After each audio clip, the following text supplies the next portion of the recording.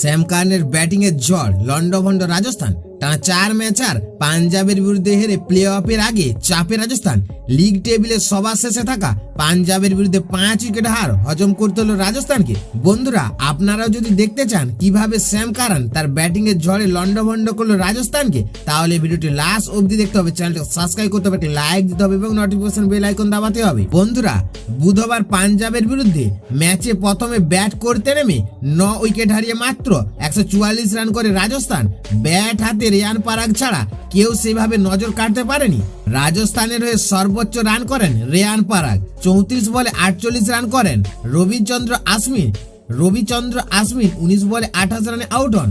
পাঞ্জাবের হয়ে Sam Curran, Rahul Chahar ও হর্ষল প্যাটেল দুটি করে উইকেট নেন। পরে ব্যাট করতে নেমে 18.5 ওভারে মাত্র 5 উইকেট হারিয়ে প্রয়োজনীয় রান তুলে নেয় পাঞ্জাব কিংস। পাঞ্জাবের হয়ে সর্বোচ্চ রান 41 বলে 63 করে অপরাজিত থাকেন স্যাম কারান। এছাড়া 13 বলে 22 করেন রাইল রুসু। বন্ধুরা, এই ম্যাচ জয়ের ফলে লিগ টেবিলে 9 নম্বরে উঠে এলো পাঞ্জাব।